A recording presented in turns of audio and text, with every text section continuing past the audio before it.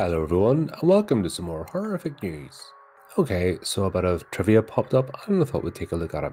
This horror classic holds the Guinness record for most appearances of a film in other movies. Horror is a genre that never goes out of style. From the original Universal classic monsters, to Alfred Hitchcock's iconic filmography, to the multi-billion-dollar Conjuring universe, there will always be films that terrify. However, among the endless canon of horror greats, there is one film that holds a very unique record. Night of the Living Dead may be something of a small film, but it's undoubtedly a classic. The film has not only gone on to influence countless other zombie movies, but has a deep social meaning, and thanks to an interesting loophole, it has also appeared in other movies more than any other film in history. Released in 1968, Night of the Living Dead found great success despite its modest status. Per Forbes, the picture made $30 million against a small $114,000 budget. The film was also a critical success and found relevancy, becoming an allegory for race, thanks to the lead character Ben, who brought to life by an African-American actor, Dwayne Jones. Ben was a rarity at the time, as the film avoided the use of stereotypes common of its era and presented the character as intelligent and resourceful. Director George Romero is often credited for creating the idea of the modern zombie. This influence still felt across the genre today, via The Walking Dead and other popular properties.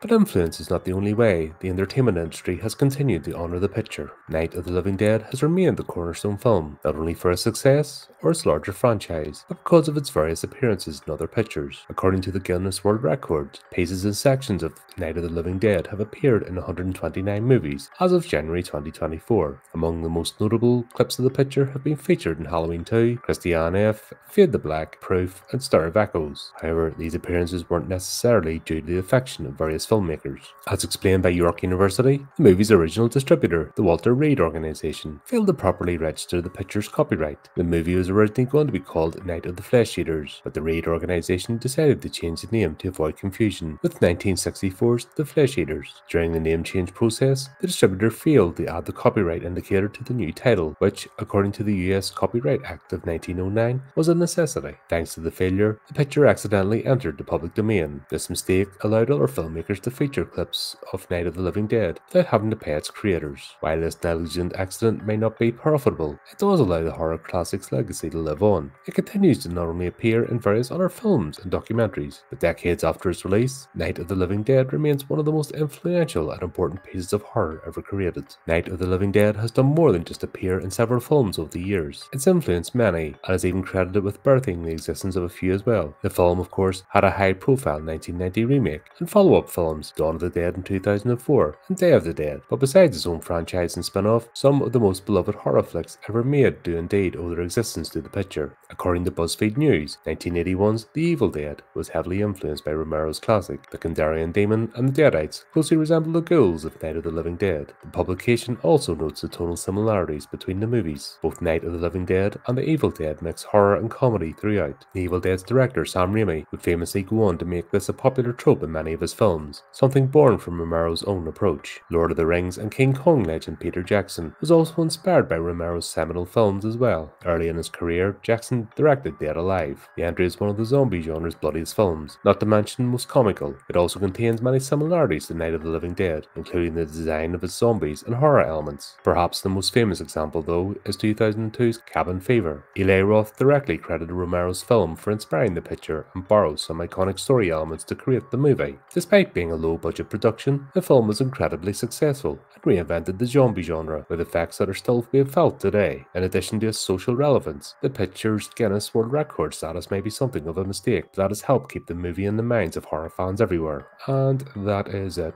Well, there you go. Sometimes I think the legal stuff can destroy movies and any sort of good faith. Once something becomes too corporatized and all the lawyers get involved, it kind of kills the spirit of collaboration, etc. We'll see it now on streaming. They're using bots and they're picking up if you say a word or something or reference or a bit of music, even though you're paying homage to something, they're saying you're stealing it, and usually it gets sorted out, but it's just an absolute nightmare and it puts you off sometimes wanting to talk about things or even discuss movies. So funny enough, this accident that meant the lawyers couldn't jump over everybody has helped the movie go beyond its time, which is a good thing. You see it today, a lot of movie making is all about the right here, right now, no thoughts of longevity whatsoever or legacy, and it's really hurting the industry, it's really hurting the art. We've had many conversations about this, and yes, it's not good to steal stuff, it's not good to nick other people's properties, etc. Like even me looking at these news articles, I always quote the original article in the description just to give, the creator, in this case Logan Kelly from Collider, but I mean, just at least you can go and read the article. I'm just adapting it to a different format. But yeah,